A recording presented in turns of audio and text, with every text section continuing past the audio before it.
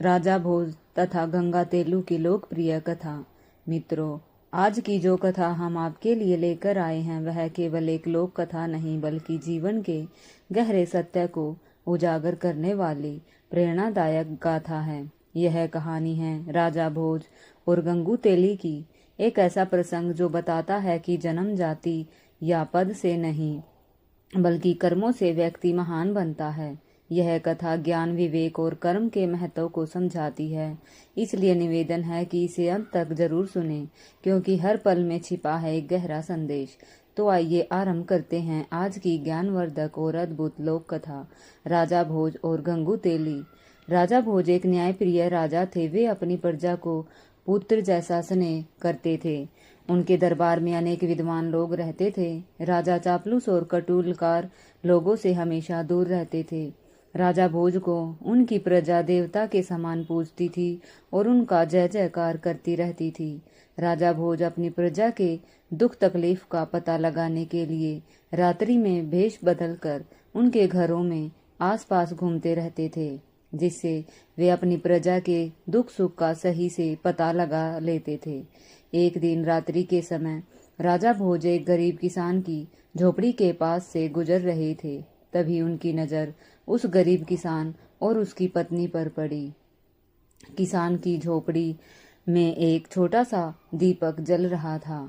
वह किसान अपनी पत्नी से कह रहा था, प्रिय, अब मैं बहुत बूढ़ा और कमजोर हो गया हूँ। मेरे शरीर में अब इतनी शक्ति नहीं है कि मैं किसी के खेत में जाकर मजदूरी कर सकूं, और मेरा कोई पुत्र भी नहीं है जो मुझे कमाकर खिला सके। अब तो मेरे पास केवल एक ही रास्ता है कि मैं राजा भोज के दरबार में जाऊं। किसान की पत्नी ने कहा, ठीक है स्वामी, कहते हैं कि राजा भोज बड़े दयालु हैं, वह हमारी मदद जरूर करेंगे। दूसरे दिन सुबह होते ही वह किसान राजा भोज के दरबार में पहुंच गया। राजा का अभिवादन करते हुए किसान कहने लगा, महाराज, मैं 75 साल का बूढ़ा और कमजोर व्यक्ति हूँ। ऐसी दशा में मैं खुद कमा नहीं सकता। कहते हैं कि बुढ़ापे का सहारा पुत्र होता है, पर मेरा दुर्भाग्य है कि मेरे कोई पुत्र ही नहीं है। अब ऐसी स्थिति में मुझे 2 वक्त की रोटी भी मिलना मुश्किल है। राजा भोज ने उस किसान की गरीबी का पता रात्रि में ही लगा लिया था। इसलिए राजा भोज ने सोने और चांदी के सिक्के उस किसान को दे दिए। किसान के पास अब इतना धन आ चुका था कि वह सुखपूर्वक अपना जीवन व्यतीत कर सकता। किसान खुशी खुशी घर पहुंचा और वह सोने और चांदी के सिक्के एक लकड़ी के संदूक में रख दिया। किंतु रात्रि में एक विचित्र घटना घटी। सुबह जब वह किसान अपनी संदूक खोला तो सारे सिक्के गायब थे। किसान सोच में पड़ गया कि उसके घर के दरवाजे सुबह तक बंद थे। कोई व्यक्ति घर के अंदर आया भी नहीं था, तो सिक्के कहाँ चले गए। वह किसान व्याकुल होकर सुबह दूसरी बार राजा भोज के दरबार में पहुंच गया और रात का सारा हाल बताया। राजा भोज ने उसे दूसरी बार भी सोने चांदी के सिक्के दिए। किसान बहुत खुश हुआ। अब किसान उन सिक्कों से अपना नया मकान बनवा सकता था, किंतु होनी को कुछ और ही मंजूर था। किसान रात्रि को गहरी नींद में सोया था। उसने स्वप्न में देखा कि राजा भोज उससे कह रहे हैं, किसान, देवता राज्य पर बहुत बड़ा संकट आ गया है, इसलिए मैं वे सिक्के लेने आया हूँ जो मैंने तुम्हें दिए थे। किसान ने खुशी खुशी वह सिक्के राजा भोज को लौटा दिया। जब सुबह हुई तो किसान ने देखा आज भी संदूक से वह सिक्के गायब थे। किसान को कुछ समझ नहीं आ रहा था कि स्वप्न में लौटाए गए सिक्के सचमुच में कैसे गायब हो गए। वह गरीब किसान सुबह राजा भोज के दरबार में पुनः पहुंचा और रात्रि का सारा विक्रांत राजा भोज के सामने सम्मुख रख दिया। राजा भोज आश्चर्य में पड़ गया। वह आश्चर्यचकित था। राजा भोज ने अपने कोषाध्यक्ष को आदेश दिया कि 100 सोने और चांदी के सिक्के किसान को पुनः दिए जाए। राजा भोज की आज्ञा का पालन हुआ। किसान खुशी खुशी घर पहुंचा। लेकिन राजा भोज ने निश्चय किया कि वह आज रात्रि में खुद किसान की कुटिया के पास पहुंचकर सब कुछ अपनी आंखों से देखेंगे। रात्रि में राजा भोज जब किसान की कुटिया के पास पहुंचा तो रात्रि के तीसरे पहर की घटना देखकर राजा भोज हैरान था। राजा भोज ने देखा कि बिल्कुल उसी की शक्ल सूरत वाला व्यक्ति किसान की कुटिया में पहुंचकर वह सिक्के वापस मांग रहा है। राजा भोज ने जब यह देखा तो राजा भोज से रहा न गया। राजा भोज अपने उस हमशक्ल व्यक्ति के पास पहुंचकर कहने लगे कि महाशय, आप कौन हैं जो इस गरीब किसान को दुखी कर रहे हैं? आप राजा नहीं हैं। राजा भोज तो मैं हूँ। आप इस तरह से क्यों इस किसान को दुखी कर रहे हैं और मुझे बदनाम कर रहे हैं? राजा भोज के उस हमशक्ल ने राजा से कहा, राजन, आप नहीं जानते कि यह निर्धन किसान अपने किए गए कर्मों का फल भोग रहा है। इस किसान के सिक्के या तो गायब हो जाएंगे या इसका बना बनाया मकान गिर जाएगा। यह इन सिक्कों का उपयोग नहीं कर पाएगा क्योंकि सुख इसके भाग्य में ही नहीं है। राजन, हर व्यक्ति को उसके लिए उसके किए गए पूर्व जन्म का फल मिलता है। इस किसान की निर्धनता इसके पूर्व के किए गए कर्मों के कारण ही मिली है। राजा भोज ने कहा, इसमें कोई संशय नहीं है महाराज, लेकिन मैं आपसे विनती करता हूँ कि इसे कोई दंड न दे। इसकी करनी का दंड मैं भुगतने के लिए तैयार हूँ। राजा भोज ने बहुत अनुविनय की। तब राजा भोज का वह हमशक्ल कहने लगा, हे राजन, होनी का दंड तो सबको मिलता है। मनुष्य कर्मों और भाग्य का गुलाम है। तुम्हें भी अपने पूर्व में किए गए कर्मों का फल भोगना पड़ेगा। इससे कोई नहीं बच सकता। इस दुनिया में सबको प्रकृति से लड़ना पड़ता है। यह प्रकृति की सबको अच्छा और बुरा अवसर प्रदान करती है। कर्मों का खेल बड़ा विचित्र है। यह कहकर वह राजा भोज का हमशक्ल गायब हो गया। एक दिन राजा भोज अपने सबसे तेज और ताकतवर घोड़े पर सवार होकर जंगल में शिकार खेलने निकल गया। राजा के साथ कुछ सिपाही भी थे। राजा सारा दिन शिकार की तलाश करते करते वे अपने राज्य की सीमा पर पहुंच गए। राजा भोज के सिपाही पीछे छूट गए। तभी उस घोड़े ने एक ऊंची पहाड़ी से छलांग लगा दी। राजा भोज लहूलुहान न होकर घोड़े से गिरकर मूर्छित हो गए। उनका मुकुट भी गिर गया। राजा भोज को जब होश आया तो उन्होंने देखा कि वह पड़ोसी राज्य के सिपाहियों के कब्जे में हैं। सिपाहियों ने पूछा कि तुम कौन हो, यहाँ कैसे आ गए? राजा भोज की जुबान बंद हो गई थी। राजा भोज ने कोई उत्तर नहीं दिया। इस पर सिपाहियों ने राजा भोज को हमलावर शत्रु समझकर मारा पीटा और घायल करके नगर के बाहर सुनसान जगह पर फेंक दिया। तभी उसी राज्य का रहने वाला गंगू तेली उधर से गुजर रहा था। उसकी नजर राजा भोज पर पड़ी। वह घायल राजा को उठाकर अपने घर ले गया, क्योंकि राजा भोज के भाग्य की विडंबना ही राजा भोज को गंगू तेली के घर पहुंचा दिया। गंगू तेली ने राजा की मरहम पट्टी करके राजा भोज को स्वस्थ कर दिया। राजा भोज को जब होश आया तो राजा भोज ने अपने जीवनदाता को देखा, लेकिन राजा भोज तो बेजुबान हो चुका था। गंगू तेली राजा को देखते ही समझ गया था कि वह कोई कुलीन व्यक्ति है जो भाग्य का मारा है, इसलिए इसे शत्रु समझकर पीटा गया है। कुछ ही दिन बाद ही राजा भोज पूर्ण रूप से स्वस्थ हो गए, लेकिन राजा भोज यह जानते थे की सत्यता जानने पर इस राज्य का राजा उन्हें शत्रु समझकर कैद में डाल देगा। इसलिए राजा भोज चुप ही रहे। गंगू तेली ने राजा भोज को कोल्हू पेरने का काम दिया। राजा भोज ने उसे स्वीकार किया।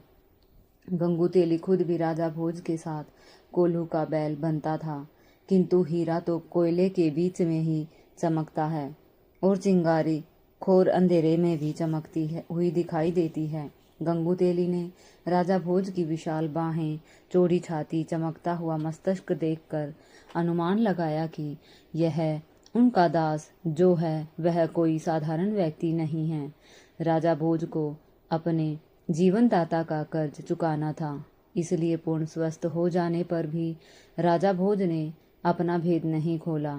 एक दिन राजा भोज स्वभाववश कोई एक गीत गुनगुना रहे थे, तो वह तेल के लिए आए हुए ग्रामीणों ने राजा भोज का गीत सुना। राजा की मधुर आवाज सबके मन को भा गई। फिर राजा भोज कोई गीत गाता तो गंगू तेली के साथ सभी गीत का आनंद लेते। उस देश का राजा भी संगीत का बहुत बड़ा प्रेमी था। उसकी राजकुमारी भी संगीत की शिक्षा ले रही थी। उस राज्य के राजा के दरबार में गायकी और नृत्य हुआ करते थे और गाने वाले को उचित इनाम भी दिया जाता था। उस राज्य के राजा के दरबार में संगीत का विशाल आयोजन था। सबसे अच्छे संगीतज्ञ को चुना जाता था। किसी तरह से गंगू तेली ने अपने दास राजा भोज को तैयार किया और नियम समय पर राजा भोज अपने स्वामी गंगू तेली के साथ उस दरबार में पहुँचे। राजा भोज उस साधारण वस्त्र में थे, लेकिन उनके शरीर से एक ओज चमक रहा था। दरबार में चारों तरफ हर्ष उल्लास था। बड़े बड़े गायकों ने अपना अपना गाना सुनाया, परंतु राजा की बेटी वसुंधरा अभी भी श्रेष्ठ गायक की तलाश में थी। अंत में कोने में बैठे गंगू तेली ने राजा भोज की तरफ संगीत के लिए इशारा किया।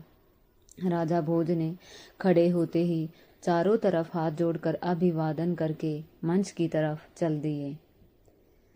राजा भोज ने गंगू तेली के नौकर के रूप में अपना परिचय दिया और बीड़ा उठाकर गाना शुरू किया। दरबार में बैठे हुए सभी लोग मंत्रमुग्ध हो गए। चारों तरफ से वाह वाह की आवाजें आने लगी। राजकुमारी चिल्लाते हुए कहने लगी, महान गायक, श्रेष्ठ गायक। पहली बार खुली सभा में राजकुमारी को इस तरह चिल्लाना राजा और राज दरबारियों को बड़ा अजीब लगा। राजकुमारी पर जैसे संगीत का जादू छा गया था। वह खड़ी होकर फिर चिल्लाने लगी, यही है मेरा गायक, यही है श्रेष्ठ संगीतज्ञ, यही है संगीतज्ञ। राजा को यकीन नहीं आ रहा था कि राजकुमारी एक साधारण आदमी को इस तरह से अपना मान लेगी। उस सभा में अपना मान लेने और विजय व्यक्ति का मतलब था राजकुमारी का जीवन साथी। राजा ने राजकुमारी से कहा कि बिना वंश जाने इस तरह तुम्हारा कहना उचित नहीं है, क्योंकि तुम कोई साधारण कन्या नहीं हो, इस राज्य की राजकुमारी हो।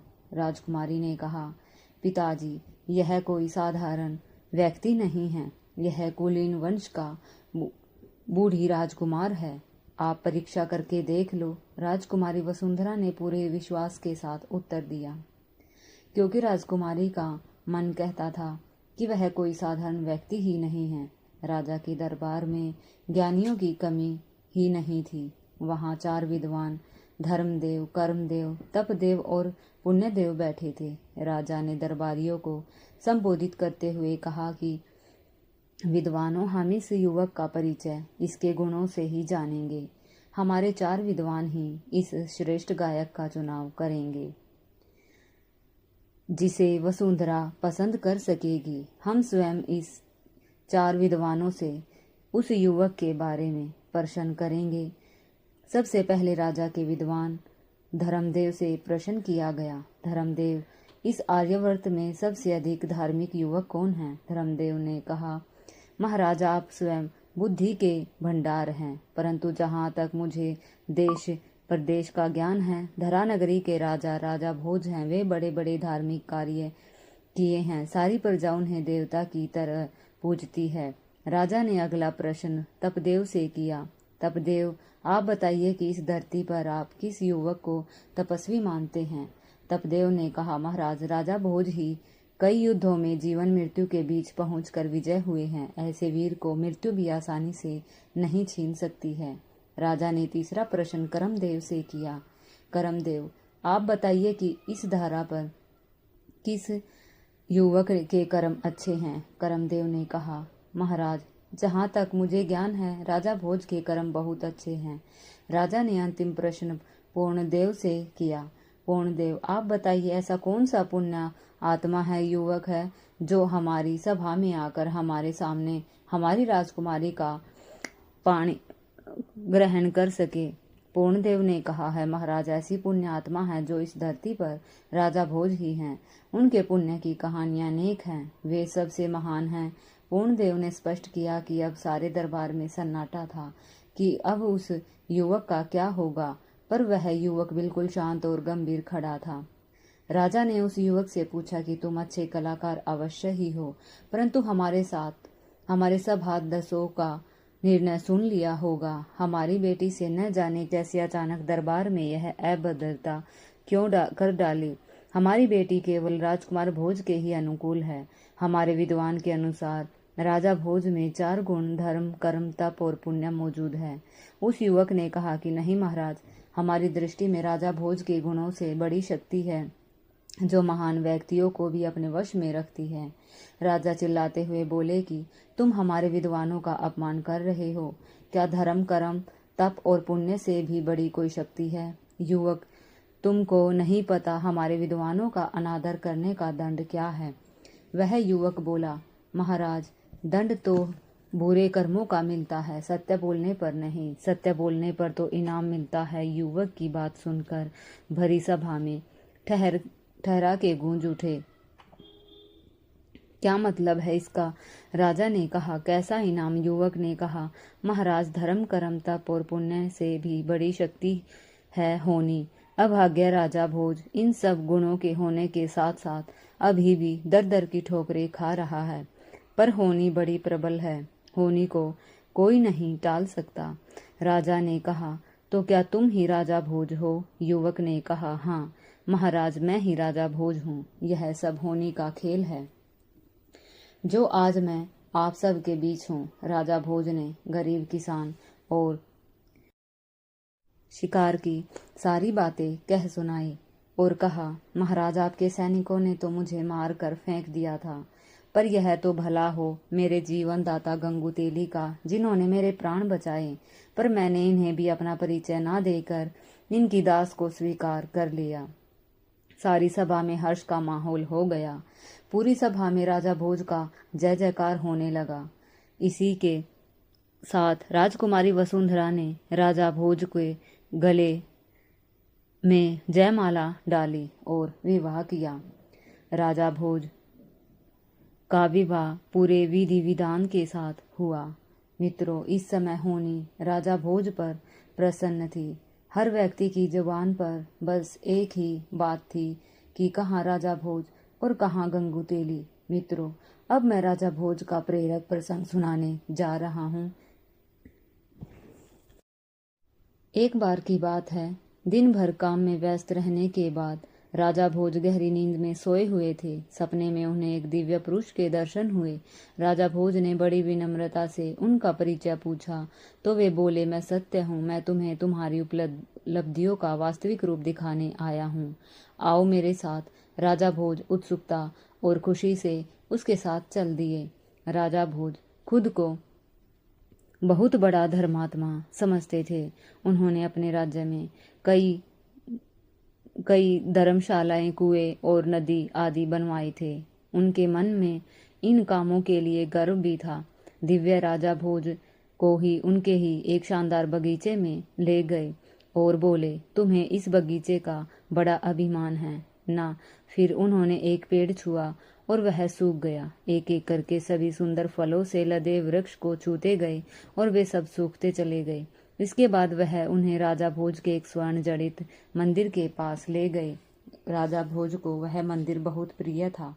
दिव्य पुरुष ने जैसे ही वह छुआ वह लोहे की तरह काला हो गया और खंडर की तरह गिरता चला गया। यह देखकर राजा भोज के तो होश ही उड़ गए। वे दोनों उन सभी स्थानों पर गए जिन्हें राजा भोज ने बहुत मन से बनवाया था। दिव्य पुरुष बोले, हे राजन, भ्रम में मत पड़ो। भौतिक वस्तुओं के आधार पर महानता नहीं आंकी जाती है। दिव्य पुरुष ने कहा, एक गरीब आदमी द्वारा पिलाए गए एक लोटे जल की कीमत उसका पुण्य किसी धनी के करोड़ों स्वर्ण मुद्राओं से कहीं अधिक है। इतना कहकर वे अंतर्ध्यान हो गए। राजा भोज ने सपने पर गंभीरता से विचार किया और फिर ऐसे कामों में लग गए जिन्हें करते हुए उन्हें यश पाने का लालच बिल्कुल नहीं रहा। मित्रों, इस कथा से हमें एक गहरी सीख मिलती है कि भौतिक वस्तुएं नश्वर है और उन पर घमंड करना मनुष्य की सबसे बड़ी भूल हो सकती है। सच्चा सुख विनम्रता और सादगी में है। अगर आपको ये कहानी पसंद आई हो तो कमेंट करके बताइए कि आपको सबसे ज़्यादा कौन सा भाग भावुक या प्रेरणादायक लगा। वीडियो को लाइक करें, अपने मित्रों और परिवार के साथ शेयर करें और हमारे चैनल को सब्सक्राइब करना न भूलें। आप सभी का दिल से धन्यवाद। हम फिर मिलेंगे एक नई प्रेरणादायक और रोचक कथा के साथ। तब तक के लिए नमस्कार।